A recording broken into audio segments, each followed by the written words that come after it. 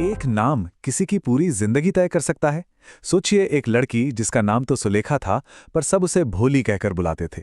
मतलब सीधी साधी, नासमझ। लेकिन ये कहानी उस नाम को गलत साबित करने की है। ये कहानी है एक बड़े बदलाव की, शिक्षा की और उस आत्मसम्मान की जिसे पाने के लिए एक लड़की ने मानो पूरी दुनिया से लड़ाई लड़ी। तो कहानी शुरू होती है नंबरदार रामलाल के घर से। परिवार काफी संपन्न था, खाने पीने की कोई कमी नहीं थी।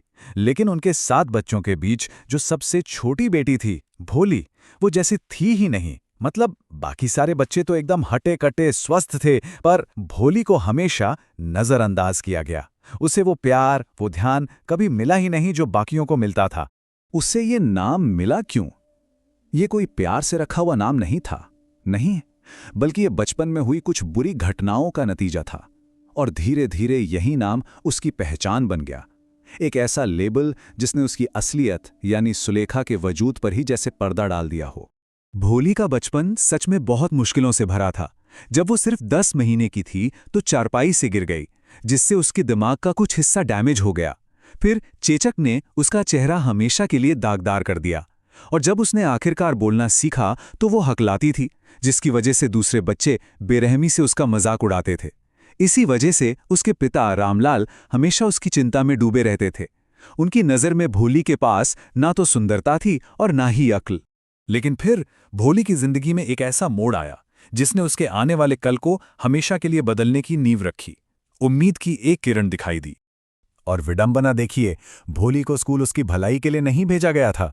हुआ ये कि गांव में लड़कियों का पहला स्कूल खुला तो तहसीलदार ने नंबरदार रामलाल से कहा कि तुम एक मिसाल बनो, अपनी बेटी को भेजो। रामलाल की पत्नी ने पहले तो मना किया, पर फिर ये सोचकर मान गई कि चलो भोली को ही भेज देते हैं, क्योंकि उसके बदसूरत चेहरे और कम दिमाग की वजह से वैसे भी इसकी शादी तो होनी मुश्किल ही है। शुरू में तो भोली स्कूल जाने के नाम से ही डर गई थी। उसे लगा जैसे उनकी पुरानी गाय लक्ष्मी की तरह उसे भी घर से निकालकर बेचा जा रहा है।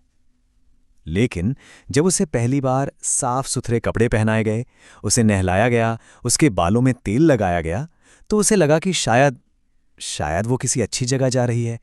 ये उसके लिए एक बिल्कुल ही नया एहसास था। स्कूल पहुंचकर उसकी मुलाकात अपनी टीचर से हुई। उस टीचर की आवाज में एक ऐसी नरमी थी, एक ऐसा अपनापन था जो भोली ने पहले कभी महसूस ही नहीं किया था। ये आवाज उन तानों और मजाक से बिल्कुल अलग थी जो वो हमेशा से सुनती आई थी। जब टीचर ने उससे उसका नाम पूछा तो वो डर के मारे हकलाने लगी और रो पड़ी। पर टीचर ने उसे डांटा नहीं, बिल्कुल नहीं, बल्कि बहुत प्यार से उसे हिम्मत दी। उनके इसी प्यार और प्रोत्साहन की वजह से भोली आखिरकार अपना पूरा नाम भो भोली बोल पाई। ये उसके लिए एक बहुत बहुत बड़ी जीत थी। उसे लगा जैसे दिल पर से कोई बोझ उतर गया हो। स्कूल का वो पहला दिन भोली की जिंदगी का सबसे अहम दिन बन गया।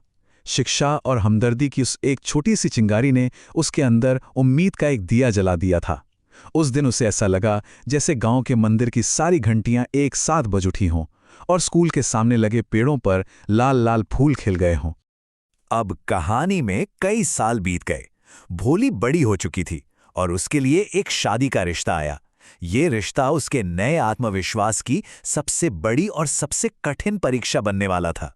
तो रिश्ता आया बिशंभरनाथ का, जो एक अधेड़ उम्र का विधुर था। हाँ, वो अमीर था, उसकी अपनी दुकान थी, घर था, और तो और वो दहेज भी नहीं मांग रहा था। लेकिन वो भोली के पिता की उम्र का था, लंगड़ाकर चलता था और उसकी पहली शादी से बड़े बड़े बच्चे भी थे। पर भोली के माँ बाप के लिए ये सब कोई मायने नहीं रखता था। उन्होंने उसकी दौलत के आगे सब कुछ नजरअंदाज कर दिया। जब रामलाल ने एक पल को सोचा कि भोली इस बारे में क्या सोचेगी, तो उसकी माँ ने ये कहकर बात ही खत्म कर दी। इससे साफ पता चलता है कि इतने साल स्कूल जाने के बाद भी परिवार की नज़र में वो आज भी एक बेअकल और बेजुबान जानवर ही थी। उनकी नज़र में भोली की अपनी कोई राय हो ही नहीं सकती थी। और फिर शादी का दिन आया। जब बिशंबर ने भोली के चेहरे पर चेचक के दाग देखे तो उसका लालच जाग उठा। उसने फौरन शादी करने के लिए भोली के पिता से 5,000 रुपए दहेज की मांग कर दी और धमकी दी कि अगर पैसे नहीं मिले तो वो बारात वापस ले जाएगा। और यहीं कहानी अपने सबसे अहम मोड़ पर पहुंचती है। वो लड़की जिसे सबने हमेशा कम आंका था, आखिरकार अपनी आवाज उठाती है। इस बार भोली चुप नहीं रही। जैसे ही उस लालची बिशंभर ने वरमाला पहनाने के लिए हाथ आगे बढ़ाया, भोली का हाथ बिजली की तेजी से उठा और उसने वो माला सीधी हवन कुंड की आग में फेंक दी। और फिर उसने अपना घूंघट हटा दिया। भोली ने एक साफ, ऊंची और मजबूत आवाज में ये कहा, और इस बार उसकी आवाज में जरा भी हकलाहट नहीं थी। वहां मौजूद हर एक इंसान, उसके घरवाले, रिश्तेदार, पड़ोसी, सब उसे बिना हकलाए इतने आत्मविश्वास से बोलते देखकर दंग रह गए। जब गांव की औरतें कानाफूसी करने लगीं कि ये कितनी बेशर्म है, तो भोली सीधे उनकी तरफ मुड़ी और उन्हें चुनौती दी। उसने उनके तानों को ही अपना हथियार बना लिया और कहा कि हाँ, जिस गूंगी गाय को आप एक लालची, बेरहम इंसान के हवाले कर रहे थे, अब वो बोल रही है। ये भोली के बदलाव का आखिरी और सबसे अहम पड़ाव था। उसने सिर्फ एक अपमानजनक शादी को ही नहीं ठुकराया था, बल्कि अपने भविष्य की दिशा भी खुद तय कर ली थी। जब उसके पिता चिंता में पड़ गए कि अब उससे कोई शादी नहीं करेगा, तो भोली ने बहुत शांति और स्थिरता से जवाब दिया। उसने कहा कि वो अपने माता पिता की देखभाल करेगी और उसी स्कूल में टीचर बनेगी जिस स्कूल ने उसे एक नई जिंदगी दी थी। भोली का ये सफर वाकई अविश्वसनीय था। वो उस लड़की से, जिसे सब गूंगी गाय समझते थे, एक ऐसी आत्मविश्वासी और पढ़ी लिखी महिला बन गई जो अपनी किस्मत खुद लिखने को तैयार थी। ये शिक्षा और आत्मसम्मान की ताकत का सबसे बड़ा सबूत है। ये पूरा ड्रामा एक कोने में खड़ी उसकी टीचर भी देख रही थीं, और जब उन्होंने भोली को अपने सम्मान के लिए यूं खड़ा होते देखा, तो उनकी आंखों में वही चमक थी, वही संतुष्टि थी जो एक कलाकार को अपनी सबसे बेहतरीन रचना को पूरा करने पर महसूस होती है। भोली उनकी बनाई हुई एक उत्कृष्ट कृति थी। तो आज का ये विश्लेषण हम इसी सवाल के साथ खत्म करते हैं, भोली की कहानी हमें क्या सिखाती है।